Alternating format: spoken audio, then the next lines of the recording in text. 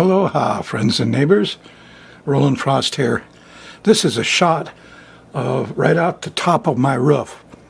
I just got screens up there, and what you see is a royal poinciana tree. I got two enormous royal poinciana trees in my front yard, and they're in bloom, and the ground is covered with these red with a tinge of orange and yellow blossoms. Royal red. Interesting thing, if you look at my front yard, which is by and large au natural, every place that these red petals fall, there are no weeds. These petals have a chemical in them. It's not the leaf or the bark. It's the red petals have something in them that stops the germination and sprouting of seeds. So there's a carpet of these red petals out there and no weeds at all. Whereas the other side of my yard, which doesn't get the petal covering, has sprouted weeds that are now grown up a foot high. Royalty does that, huh? It makes sure there's no competitors. Royal poinciana trees make sure there's no other plants around underneath them, taking nutrients or water or this or that belongs to them. So, is that what royalty does? Make sure there's no competitors? Maybe so. I gotta admit it's strange, because my voice and my lungs and my general health has suffered greatly because of some neighbors that were spraying Roundup and blowing right into my house. They didn't know they were doing it.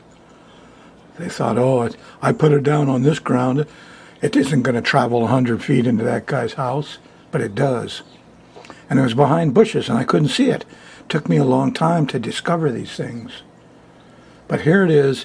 These Monsanto killers are out there coming into my house, and all the time, the front yard covered in red petals grew no weeds. It's a natural weed killer. Look at this. Here's the color. It's got a touch of yellow, kind of yellowish orange. The capes of the Hawaiian royalty reflected this. They used the feathers and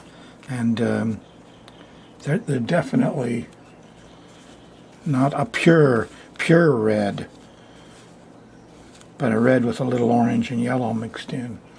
The royal red of Leo. That's what we're talking about here, my friends. Now we're going to talk a lot about Leo on this show. You've had an eclipse in Leo, and there's more action coming up that I will tell you about shortly.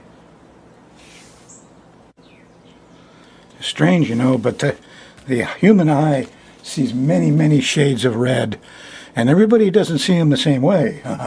No. When I studied the psychology of vision and different animals and things, it's how many colors you see, how many shades of red you see has something to do with your intelligence or your I think in humanity a lot of the thing about reds is we had to discern whether fruit was ripe or not. If you go through a field of berries, you want to pick a certain red color and leave the other reds alone. See, so this redness picks out the ripe fruit up in the tree or down in the bush or wherever. Is a real survival thing. Anyway, we had an eclipse in Leo, royal red, I think. Here's a kicker. Mars goes to the eclipse point on September 3rd. Yeah. And now, I'm not sure what to say about this, except Mars is there, at 28, Leo 25. Mercury's there also. Mercury hits the eclipse point on Saturday, September 2nd, slows down, stops, goes forward. It's going backwards then. It's retrograde. So it retrogrades past the eclipse point, September 2nd, stops and goes forward over the eclipse point, September 7th. So from the 2nd 3rd up to the 7th of September. Eek. We've got a lot of action on that eclipse point. I'll get to that later. I want to go cover the sky mirror for you first. Get the business out of the way. A lot of folks, that's what they really want. You can go to the website, you know, skymirrorastrology.com/TV and get the, in fact, if you get the app, if you just buy the $10 app for your iPhone at skymirrorastrology.com, don't put the /TV on, and you'll get the app where you can one button and you got the chart of now. Anyway, you get the sky mirror there. It comes with the app, each sky mirror, not the rest of the show. If you want to see the whole show, you have to go to my website, add/TV. But if you just want to see the sky mirror, which is very useful for planning, very useful. We do a week. You can't remember all this stuff in a week, so you want to go back at it and take a look at it and see if the weather report is as it, is what you remembered. So let's do this work. We're going to cover the first week in September 2017, and notable is the Sun opposing Neptune, and there's a full moon on Neptune. That full moon is Tuesday night, September 5th. So right in the middle of all of this other eclipse stuff, we've got a full moon on Neptune. And that is confusing, delusional, has to do with water and flooding and all sorts of insecurities. Smoking mirror, Tezcatlipoca was called. He's Neptune. I call him priest, artist, doctor, musician. And when a full moon is on Neptune, usually Neptune, the Pope comes out and speaks. In this case, there's a full moon on him. He may be feeling a little... Full moons make things over-emotional. So your priest, artist, doctor, rabbi, Pope is going to be over-emotional and overreact emotionally with things. So anyway, that's happening right in the middle of all of this. On Tuesday night, you get this full moon on Neptune. This coming Tuesday night for you, yes. So what a week we're about to have, huh? Let's check it out day by day, okay? One more note. Oh, here's Venus. She stumbles into the eclipse point, September 18th. A little ways off for you. So we're going to run the moon around this planetary pattern and see what happens. In about 10 days, the Sun squares Saturn. It gets more and more, don't have enough, don't like rules, regulations, don't like Saturn. But for now, let's see, Saturn's sextiling Jupiter. And the moon went by there, Wednesday? A couple days ago for you if you're on the Thursday show. But look at what happens on the Thursday show. We've got a nice trine to the Sun Thursday before lunch, and then Thursday night late, about 10, 11 o'clock, a sextile to Neptune. So this is inspiring. People are making a plan. The moon's in Capricorn, started back here. And there's solid planning. On Friday morning, the moon goes by Pluto. So you get ambitious with the Sun, inspired with Neptune, and then decisive. That's what Pluto does. Either go all the way in or all the way out. It's that Texas Hold'em poker. Now, all in, or I quit. So that's the feeling of Friday, and it could be a good thing for you. In the evening, it degenerates a bit. We got a square to Jupiter. We got too much to do. There's too many things here. We bit off more we could chew. Overexpansion, the clowns. Too much clowning around here Friday night. Overdoing it. Saturday morning, the moon's still in Capricorn, and we hit the square to Uranus. Now, this is where that new moon squared Uranus, and so this could be very shaky. You can get some twirlies here. You could get some shakies here. Yeah, and Friday, Saturday. So You're in a really freaky tough week, I mean, with all this eclipse stuff going on. And here's a feeling of aloneness that comes up suddenly. What's this? Power went out. Oh boy. Was it the power? No, it was your internet went out. Right here. No, your electricity and your internet and your telephone. And you're just plain feel jittery and alone Saturday morning through the most of the middle of the day. Sunday, the moon's that shifts into Aquarius, by the way, just before lunch, and it all changes, gets more intellectual. And Sunday morning, here's the moon opposing Venus. So it's no time to expect pleasure and fun Sunday morning. It's not going to be there. Somebody will wake you up early. You can't even sleep in. So that's what Sunday's like. Monday, the moon's still in Aquarius. And early in the morning, here's a nice sextile to Saturn. Here we get organized. Then there's a trine to Jupiter an hour or two later. And right a minute or two later. So here's good judgment. Earthly judgment. I get the budget. I got the wisdom. Trouble is, no sooner do we get all that stuff processed than the moon hits the south node. And we realize, gee, we need help. We need help. The moon's on the south node. Help me. I don't know what it is, but it's there. Okay, Monday, September 4th. The moon's in late Aquarius. It's going to oppose the eclipse point. Yes. Mercury's there. First you get Mercury. Kids, communication, transportation down. A lot of it disappeared. Kids in trouble.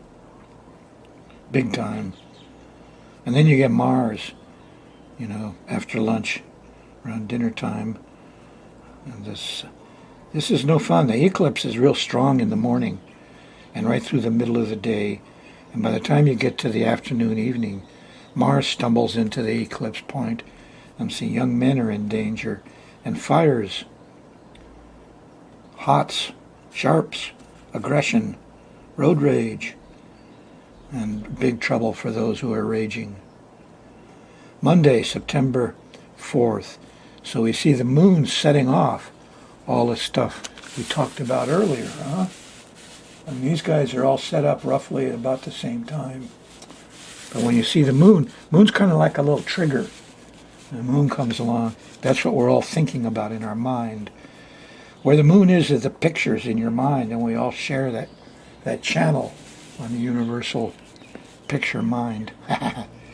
Anyway, Monday, you'll see, it's not an easy day.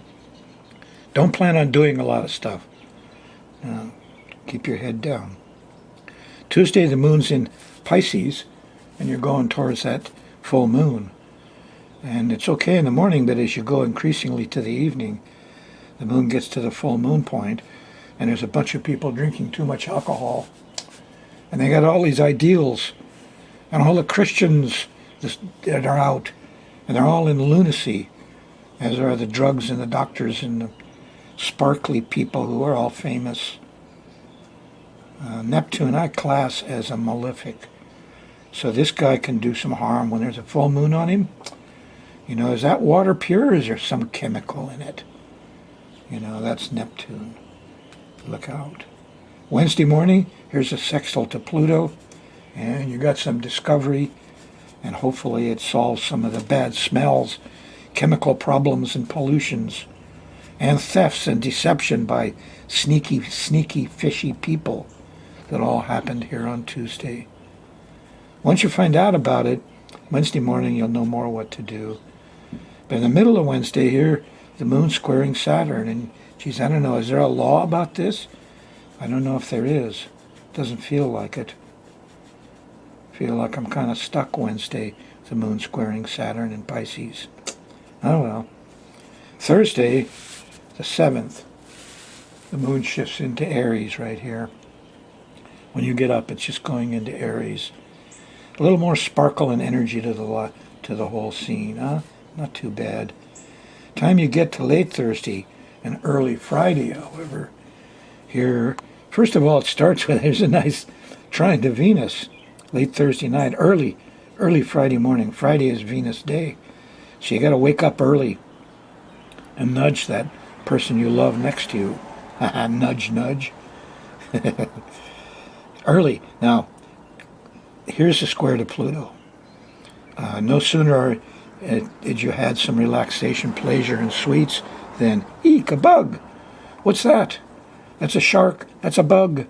That's a little panicky feeling occurs Friday morning and starts your weekend, which we have every weekend now due to these lunations and things.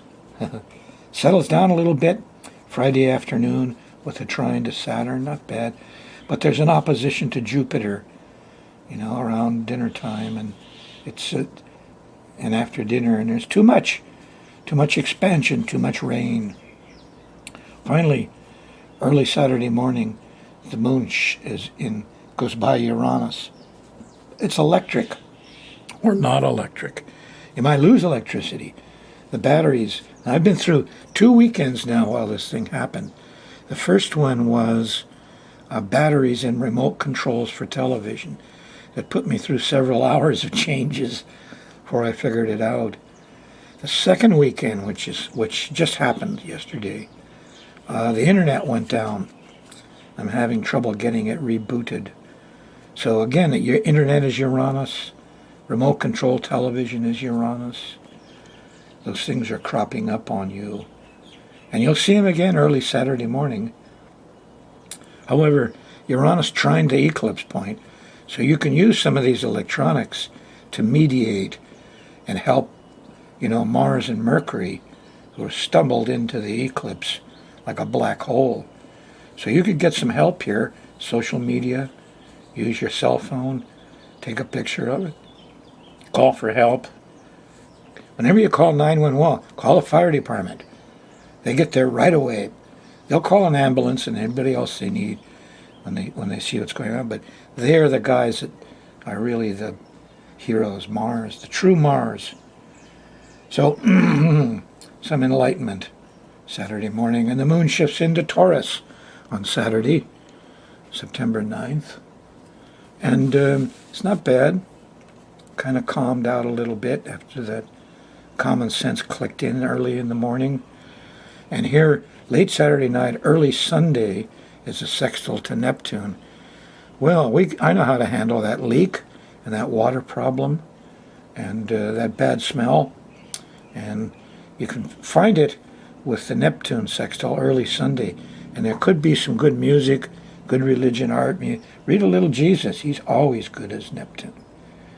And with a little luck, you'll discover some good stuff.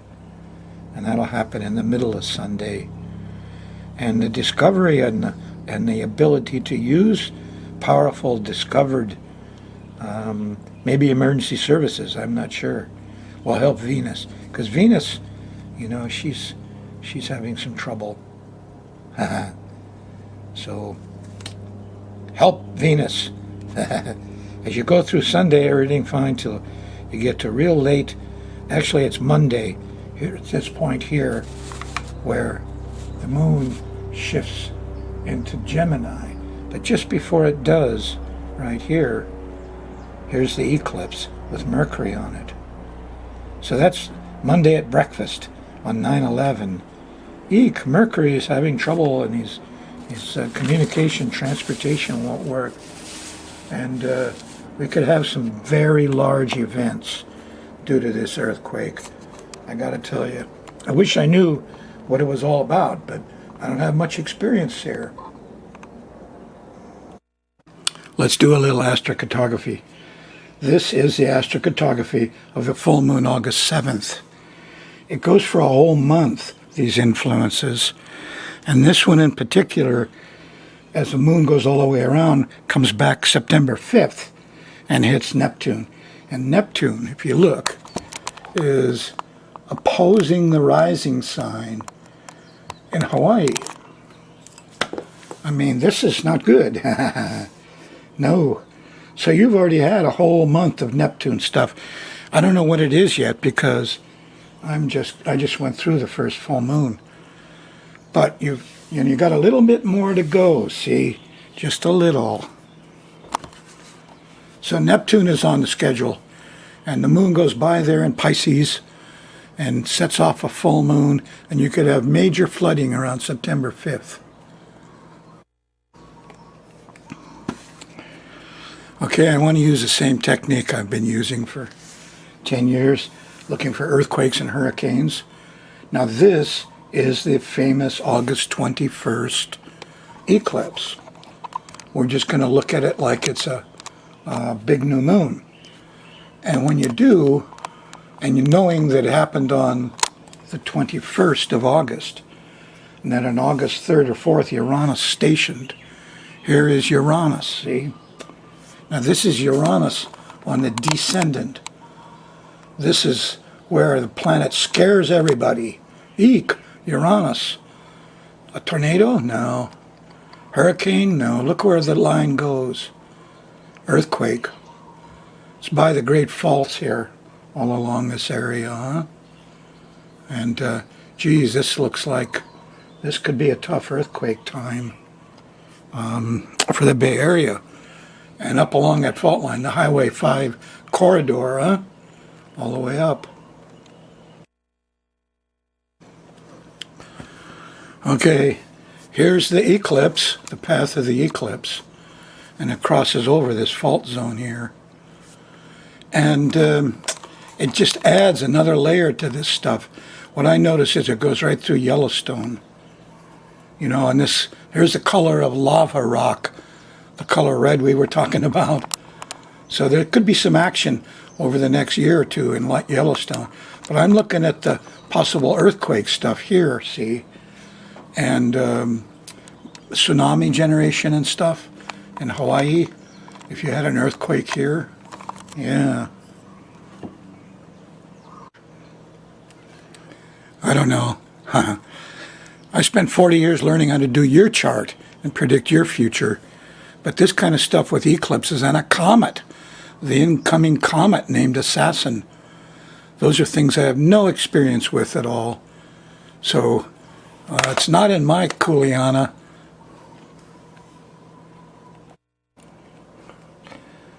Okay, here's my website, skymirrorastrology.com/TV. Go there for interesting stuff and about how to get your chart done and things. And all the past shows and all my interesting blogs, little half-hour shows of all kinds. So you'll see my friend Honu, my Amakua. There he is. And you can click on that and get interesting sidelines. And yep, that's me. There I am. I'm a little younger there, huh?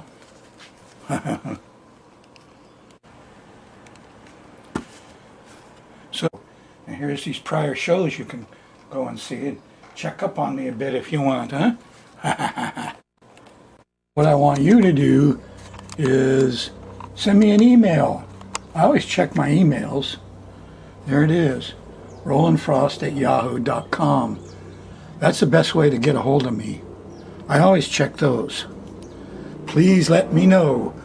I'm lonely over here. Tell me you're watching. Tell me what you think. Ask me questions. Don't forget free rising sign too.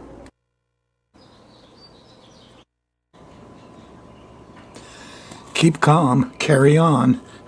Most likely time for there to be some lava from Mount Hood or Yellowstone, or just a hell of a big heat wave across the U.S. on the eclipse, is Monday, September 4th, when the moon opposes Mars and the eclipse point. It's very hard for me to separate the natural problems from the government, but let's talk about the government for a minute. Sanctions aren't what you think. A week before Pearl Harbor, the Honolulu Advertiser said, front page, Japanese will attack Pearl Harbor next weekend. The USA stopped the oil from getting to Japan, which is one of our so-called sanctions. See, they never tell you what the sanctions are, huh? But here's a guy that they're going to try to pressure out. You know, and arguments about the year of his birth, but not the day. The sun is at 17 Capricorn, which means transiting Pluto is on his sun, which makes him kind of an extremist right now. So he's a bit of a wild card. Certainly Mr. Trump is. Ha, a big old ant just crawled. Look at this. My diatomaceous earth, you know, kills these guys quick. Okay, look, we got an eclipse on the mainland and Trump. And at the very least, we're going to have superheat across the middle of the country. We have a comet called Assassin, and it hits Algol around the same time in Taurus, which is Trump's midheaven. In the U.S. chart, we have Saturn and the progressed moon opposing Mars, squaring Neptune. The military is out. The generals are in charge. They're sanctioning people. You know, the war thing is getting awful heavy. So we got a lot of stuff on our plate. The astrocartography shows quakes around San Francisco and on the I-5. Hawaii astrocartography shows possible tsunamis and flooding. Wow. So, main thing is you can depend on when Mars hits the eclipse point, there'll be fires and heat and uh-oh. The U.S. solar return also shows ladies attacking the boss, you know. The U.S. tends to support more dictators. We're out there going to bomb ISIS for Duterte. Oh, geez. We support Saudi Arabia, Kuwait, the Emirates, Duterte. Any dictators around we should support? Here we are, you know, folks, the world knows we did the global warming, and now the world knows we're just going to sit around and get more coal out and make it worse. Geez, that's why we're in this situation. Basically, the world hates the U.S. and it hates Trump. I was going to tell you what I can do for your chart. Saturn goes around your chart every 28 years, slows things down. Jupiter goes around every 12 years, speeds things up and opens things up. You should know where these guys are in your chart. Yeah, if you know your rising sign, then you know where Sagittarius is. Put Saturn in Sag, and you'll see what part of your chart is slowing down. Jupiter in Libra, you can do the same thing. But you got to know your rising sign. Give me a call, 322-3584. I'll get it for you.